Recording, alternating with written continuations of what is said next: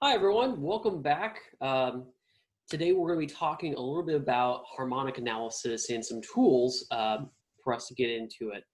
We're going to be using this piece by Fanny Mendelssohn, the May 9th. And if you look in the About section, info section of this video, I'll include a link to the score on Dropbox. So let's get right into it. Now, this piece, if we take a look at it, and you want to have this in front of you, also get out a piece of scrap staff paper, because we're going to be taking some notes here. And we're mainly getting into some strategies for how to do a harmonic analysis. I can definitely appreciate that this is, for some people, pretty easy, and they just kind of take to it like a duck to water. And for some people, it's kind of difficult, and sometimes they look at it and just see the black page, you know, just a bunch of notes and textures, and oh my God, how do I make sense of this? So this video is a little bit more slated for the latter group of people. But if we kind of really slow things down and consider our materials, we'll have some definite strategies that can help us. So go ahead and grab a piece of staff paper and the score, and we'll get started. So the first thing we're going to look at is we're going to see our key signature. We're seeing 3 flats. So we know that's either E flat or C minor. Now, how do we tell the difference between the two? We want to take a quick look at the first phrase or phrases and see if we see a lot of B natural. Now, for this key signature, if we see a lot of B naturals thrown in there, altering that B flat, that's naturally in this key, to a B natural, that to us should signal that we are seeing something in C minor. If you look a little bit closer, if you see a lot of C's in the bass, it's establishing that this is in C minor. But that's not the case we have here. We're starting off in this first measure, actually in the first 3 measures, clearly, definitively in E flat. We can see we have our E flat in the bass. We can see our G, B flat. We're seeing arpeggiations of this chord. We're seeing a little bit of melodic work on top of that. So we see in the first measure, in the 4th beat, we're seeing that C that's sustained there. That does not mean that this harmony has changed. It's just a C that's on top of a E flat. So giving you that sort of temporarily E flat 6 sort of feeling. But the harmony has not changed. So these 3 measures here, we're setting up our key. Functionally speaking, for this being an art song, this is great for our vocalists or singers so they can feel the key, be ready to enter, so that we're nice and confident, and then we can start exploring different keys once we have a firm grounding of that key. So the first 3 measures, just E flat. Now, once we have figured out what key we're in and that we're not in a relative minor, we're just in our major key, what I like to do, and this is something that helped me out in music theory too, is to, on our scrap sheet of paper, write out our key. So treble clef, key signature, E flat, colon, and then write the scale ascending from our tonic. So E flat, F, G, A flat, B flat, C, D. We'll stop there. Stack all those with thirds to give us our triads. I've already done this ahead of time. There we go. All right, so the top one is what we're looking at right here. So we're seeing that we have our E flat chord, our F minor chord, our G minor chord, excuse me, our A flat major chord, our B flat major chord, our 5 chord, that's an important one, our C minor, our relative minor, also very important, and we have our 7 chord, which is a D diminished triad. Now, once we have this down, we want to use this next to ourselves when we're working from analysis as kind of like a bank of harmonies to look through. Because in this style, we are still working with mainly triadic music, meaning we're going to see a lot of music still that is rooted in this triadic formula. So what we're going to be looking for are, if not just stacked block chords, we're looking for arpeggiations of these. And if we kind of reduce it down to, instead of thinking of this as just, you know, a bunch of notes, look for collections of notes. Collections of notes, we might see some repeated patterns here and arpeggiation. And that'll be a way for us to go, oh, I'm seeing this E flat, G, B flat, kind of repeated with something on top, but that main part hasn't changed. It's sort of just an arpeggiation. So that gives us very clearly we're in our one chord. It's just a bank that we'll be able to investigate a little bit throughout this piece. Now, seeing as we're working with music of the mid-19th century, and composers are kind of, wanting to explore a little bit and use some functional chromaticism, and in our topic currently with secondary dominants and secondary leading tone chords, we want to make a chart of secondary dominants and secondary leading tone chords. I've made a chart of secondary dominants here, because for this piece, that's primarily what we're going to see is a lot of secondary dominant chords. There is one secondary leading tone chord, but there's primarily secondary dominant chords. So what we're going to do is take our list of triads here, and let's add the flat 7 to them, and the third, if it needs to be altered to make it a major third, to make it a dominant sonority, or if it needs to be, the third needs to be raised to make it a major one, or if it's already there. So let's go through each of these triads and add the 7th, or see what's going on with the third to make them all dominant, so we can have that bank as well next to us so we can identify things. So if we take a look, what I've done is I've taken the main triad, and I've just added what I need to add. So if we take that major triad, our one chord, we add our flat 7, which would be D flat. We then have a 5/7 of 4. So how am I figuring that out? You want to take this chord and figure out the root of this chord. Sorry, the E flat. That is a fifth of which of the other triads in this key? It'd be A flat. So we think A flat major triad, A flat, C, E flat. That's our fifth. So if we build a dominant chord on that E flat, our tonic, we now have a 5/7 of 4. Again, we're looking for that 5-to-1 relationship. And we're going to find that quite a bit here, that we're going to have chords that we can just go 5-to-1, that dominant to tonic relationship. But there's a few places where it doesn't exist, and it's a little bit tricky. So let's move on to our 2 chord. Now, if we take that, our third here is a flat third. We need to make that a major third. So we're just going to raise it from A flat to A natural. And we're going to add our E flat, our 7th here. So that gives us a 5/7 of 5. Again, thinking B flat, the 5th B flat is F. If we take that second scale degree and we make a secondary dominant on it, it's a 5/7 of 5. So I just take that and just go through each of those and find it. So now there's an interesting area here where we don't have a set 5-1 dominant to tonic relationship. And that's going to be on this 4 chord. So A flat major triad. Now, if we add our flat 7 there, we get G flat. So we're having an A flat dominant 7 chord. If we think, what is A flat 5th of? It's not D natural, it's D flat. D flat is not in the key of E flat naturally. So with this one, we get a 5/7 of flat 4 if we build a secondary dominant on the 4th scale degree. Now this is important because it's usually a way for composers to easily modulate to a closely related key. A flat being 4 of E flat is what we would consider a closely related key. In our major key, works in major keys, some of the areas that composers will either tonicize or modulate to would typically be, so for a major sonority, major key, we would move to either 5, B flat, C minor, that's really common, that's something we see in this piece, or A flat, the 4th. So those are 3 areas that are typical of being tonicized in a major key. So it'd be the 4th, the 5th, and the 6th scale degree.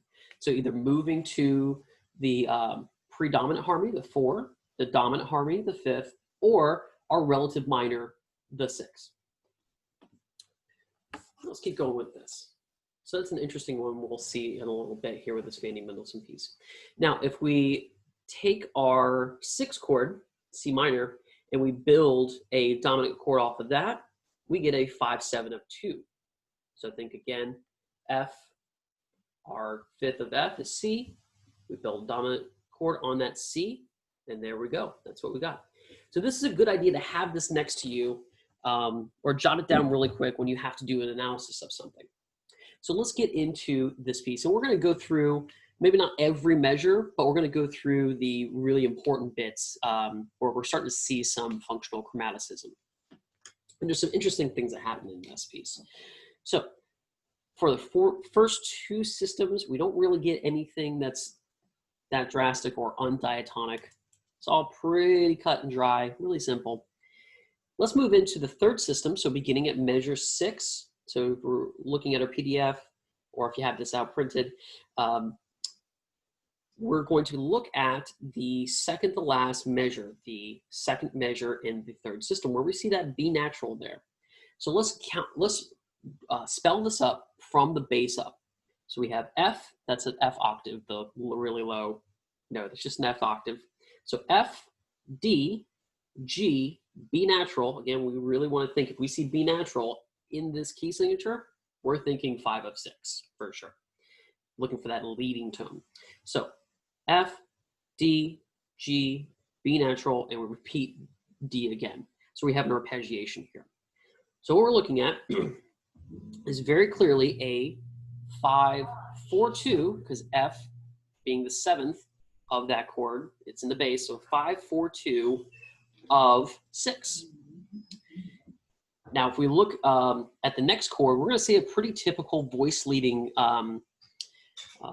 sort of scenario where we have a 5-4-2 leading to a first inversion chord. And lo and behold, check it out. E flat, C, G, C, E flat, C. So here we have a 5-4-2 of 6 leading to a 6 in first inversion. So 6 with a little 6 next to it. Again, really common voice leading formula here. Now let's take a look at the next measure, our final measure in the third system. So our downbeat, we have A flat, C, G, A flat, C, G, C, E flat. So that G might trip us up a little bit. All it is we are still in the key of A flat. So we're going to take that 4 chord and we just put a 7 next to it. It still keeps its same thing, but it's a major 7. So we just write 7 next to it. Now, what's really interesting is when we move into the next measure, where we see that F sharp. That might throw people through a total loop. What in the world's going on? A flat, C, F sharp, C, E flat. What's going on there? Whenever we see something like this, we want to think of that F sharp and consider its enharmonic equivalent. That'd be G flat. So that gives us that flat 7 of A flat. So then if we think of that F sharp as being G flat enharmonically, we have A flat, C, G flat, C, E flat. So that gives us that secondary dominant built on that scale degree 4, A flat, which, as we've talked about just a second ago, will give us something outside of the key, or alluding to something outside of the key. So I would write this as 5-6-5 of flat 7. So it would look like that. So it's alluding to D flat. Now this is kind of weird because it doesn't resolve to D flat. It doesn't give us that kind of pivot to the key of A flat, which D flat groundly exists in. Instead, if we turn a page and we look at what happens in the first measure of the second page, instead of that A flat secondary dominant chord leading to D flat, we instead go to a root position 5 of 6. So if we read that down from the bottom, G, B natural, we gotta think of that B natural, F natural, G, B natural, G, F. So we have a 5-7 of 6 here. So we had an irregular resolution. This does happen. And later on, we're going to see this kind of formula of kind of a half step above resolving down to a dominant pretty regularly once we get the modal mixture, and then we get into chords called Neapolitan chords, which resolve a half step by going down by a half step. So we'll see that a little bit later. It's a type of motion that's pretty common around this era. But this one we'll just think of it as being an irregular resolution, and that's okay. That does happen. You have to consider that when these people are composing these things, they're not composing them as textbook examples. They're composing them as art, as music.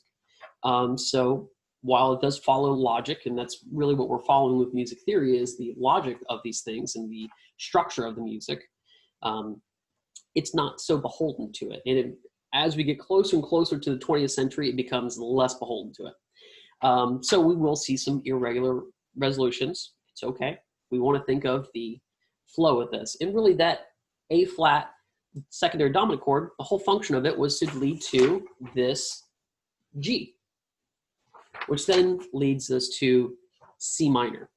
Now this is where I would take the analysis and put everything going forward in C minor. Now here's why. We are seeing a very clear, perfect, authentic cadence in C minor. Take a look at the vocal part. Consider that E flat, instead of being do for E flat, consider it as mi, or may, sorry, may, flat third. The A flat in the vocal part, E flat, so may, D, re, do, C. So we have a very clear re, do in our vocal part leading into our tonic. Now if we take a look at our piano accompaniment, we have a very clear root movement from G to C. That C starts on the second beat of the bass. It's a little bit elided, but we have very clear re, do in the vocal part. So whenever we see a perfect authentic cadence like this in a closely related key to E flat, we're not modulating, we're tonicizing into C minor. Now to clear up something between modulation and tonicization, say that 4 times fast. Modulation is a larger structural thing. You're going to see multiple perfect authentic cadences or imperfect authentic cadences in that new key that establish it. And it might be like a whole section of music. Tonicization is where we move temporarily into a closely related key. And we're going to see that a lot. So here we have a very clear, perfect, authentic cadence in a closely related key, C minor. So from here, I think of things as being in C minor. And we'll see if the logic of the piece kind of upholds that theory, that we are now kind of temporarily in C minor. So we look through here. That first measure, we have very clear C minor is set up. Now here in the third measure of the first system, let's take a look at it from the bass up. We have B flat, an octave, E flat, B flat again, E flat, G natural. So we have an E flat major chord. We would think 3 here, but hold on. Take a look at the soprano part. The soprano part, we have a very clearly defined D flat. D flat being the 7th, the flat 7 of E flat. So this chord is actually a 5/7 of, remember we're in C minor, 6. So we want to think C minor, we go up 6, we're going to get to A flat, naturally in a diatonic C minor scale. It's A flat. So we're seeing a 5/7 of 6. Let's take a look at the second measure. Here we have the D flat in the bass. So D flat, G, B flat, E flat, G. Keeping that sort of arpeggiation in there. Again, something to look out for. And the bass is really what's changing to that D flat. So this chord, we've moved from a 5/7 of 6 to now we're just going to a different inversion of it, 5/4/2 of 6. Now, remember, we've seen before a 5/4/2 resolve to a first inversion of the chord it's applying to. Lo and behold, take a look at measure 12, the first system of the first measure of the second system. And take a look, we have C, E flat, A flat, E flat, A flat. We have a first inversion 6. Again, considering we are now in the key of C minor. So, and we saw that really typical resolution of a 5/4 down to the chords resolving to in a first inversion. All right, now this measure kind of tripped up a lot of people. It's a little bit tricky. We have something kind of interesting that happens here. If we take a look at the second half of this measure, we're going to see E flat in the bass, octave G flat above that, and then that's doubled in the vocal line. So this is a brief moment of modal mixture. This is where we're taking something from a major key and throwing it into the minor, or a minor key and throwing it into the major. So here, if we are thinking of E flat in our C minor, this would be a minor 3 chord. Or if we're thinking about it in terms of A flat, this would be a minor 5 chord. Now, the reason I didn't really get too bogged down with this is because if you take a look at the vocal line and the right hand of the piano, it's really just doubling that vocal line, G flat, F, E natural, F. So we're getting that just easily harmonized in thirds. So it's not really too much of a harmonic change right there. We also have another clue as to this not being a big harmonic shift because we have that A flat between each of those notes: G flat, A flat, F, A flat, E natural, A flat, F, A flat. So that A flat provides a pedal throughout the whole passage. So I really read this as being a little bit more melodic in character rather than harmonic in character. So considering that, I don't really get too bogged down about it. If you take a look at the important note here in this phrase, G flat, F, E natural, F. Most important note here is F. So I consider that E natural as kind of just being a chromatic lower neighbor tone to F. Now, if we go forward a little bit, we run into a bit of a problem because we start seeing D flat a lot. Now, here is where we're going to be moving away from C minor and moving into A flat. So if we think we just had, if we go back to measure 11 and we had that 5, 4, 2 of 6 to A flat, we had a resolve down to A flat in the first inversion. In our soprano line, we do have a re do, so B flat, A flat. If we're thinking in the key of A flat, 2, 1, re do. So we do have a pretty convincing thing there, even though we didn't have that root perfect authentic cadence 5, 7 to 1, like we did for C minor. But here, if we think of this in A flat, it makes those D flats make much more sense rather than being in C minor. So if we think of this as being an A flat, we have that 4 chord D flat right on the 5th beat of measure 12. We have it again established in the downbeat of measure 13. So we have an a D flat chord, so 5 in the key of A flat. We're thinking globally here. We're moving back towards E flat major. We're now kind of temporarily tonicizing A flat major with this D flat sonority.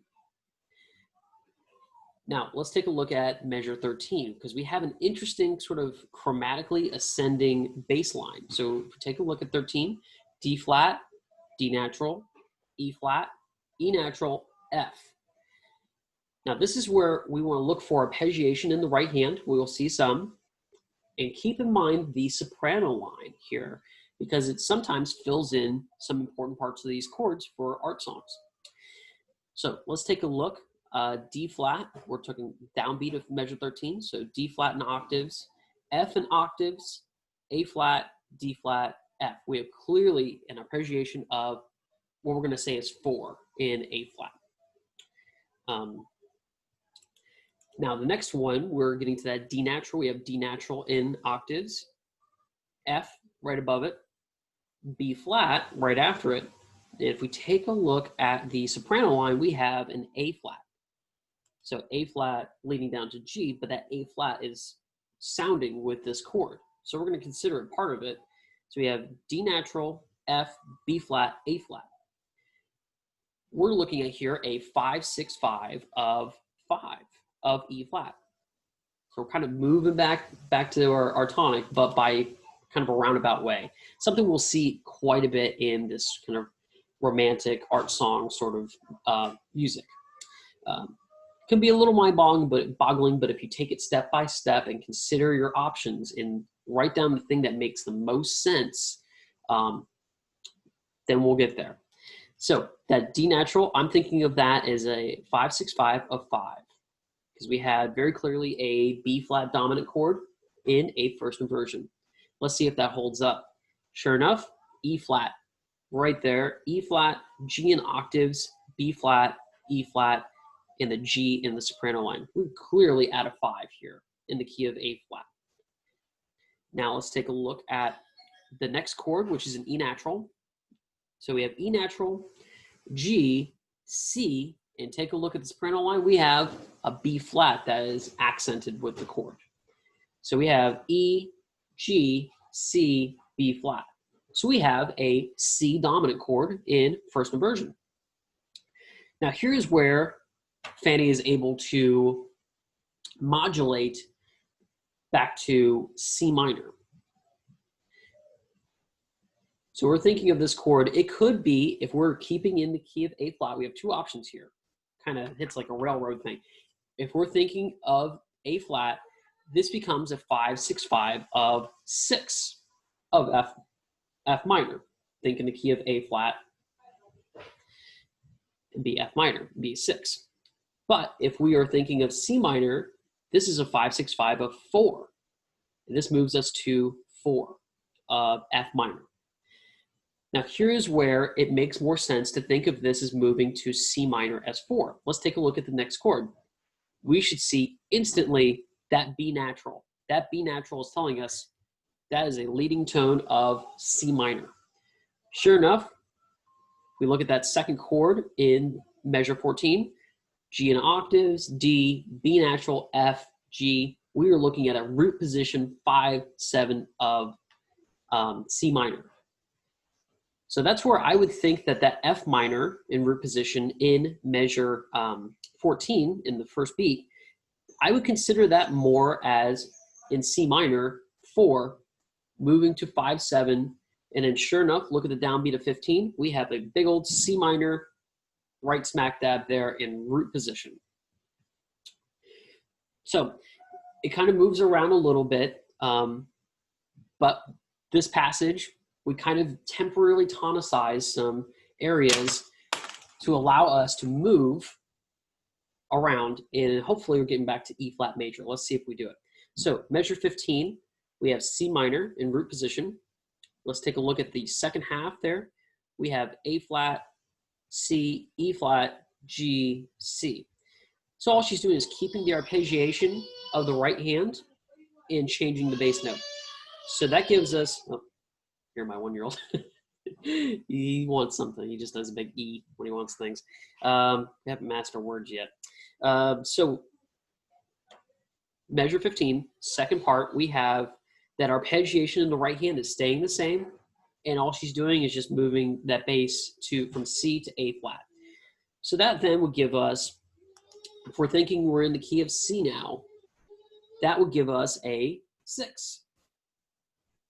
Let's keep going. I'm pretty sure we're going to move back to E flat. Here's how she does it. Measure 16. Let's look at that downbeat there. We're seeing quite a bit of accidentals there, some chromaticism, so that should instantly make something go off in our head and go, wait a minute, this might be something. So let's read this chord from the bottom to the top.